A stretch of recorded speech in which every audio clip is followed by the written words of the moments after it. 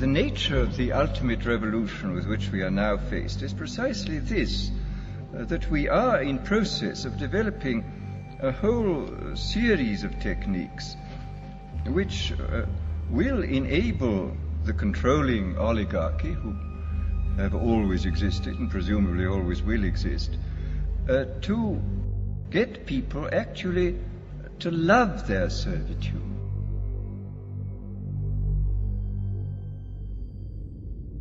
The American experiment is a particularly noxious piece of sophistry often touted by globalists.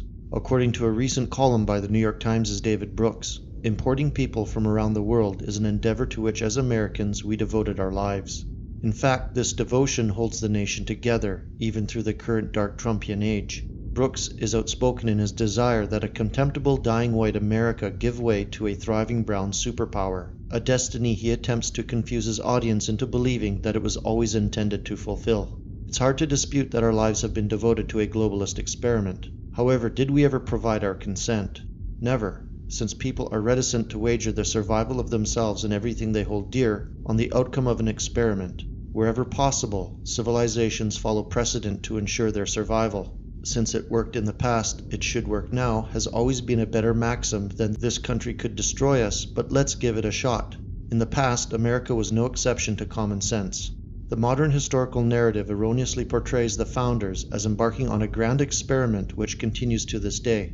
In reality, the founders assiduously regarded historical precedents. They used their insights into the lessons of history to craft a framework with the best chance of functionality. This wasn't an experiment to them, so they never described it as such. It was their explicit intention to bequeath a bright future in the New World to their European people. The US Constitution was not written as a blueprint for national suicide via mass Third World influx. Experiments most often have negative outcomes. Thus, if people are involved, ethics require informed consent about the risks of what is going on. Unfortunately, since the Hart-Celler Act was passed in 1965, the fate of America in its current form has been bound to the outcome of a failed experiment that is coming now to its close. And it's the job of sophists like Brooks to convince naive consumers of the mainstream media not to worry because everything is proceeding according to plan.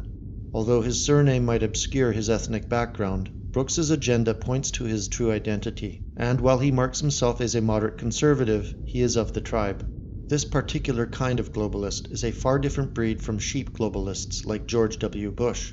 While the latter often lack critical thinking skills, they still have skin in the game. In the long term, they stand to lose just as much as anyone else. Therefore, they must be financially incentivized or led astray intellectually through sophistry in order to support the displacement of their own kind.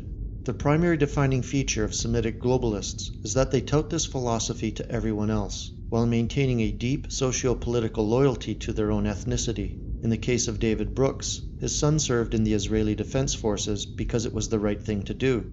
So, Brooks maintains that Americans have dedicated their lives to a globalist experiment, but he's proud that his son joined the IDF to risk his life in the service of an ethno-state.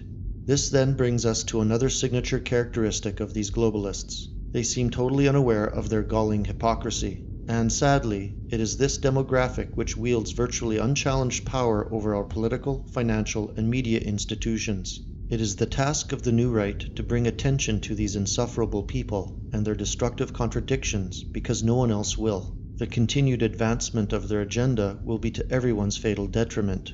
America's founding stock are simply the first to be lined up before the firing squad.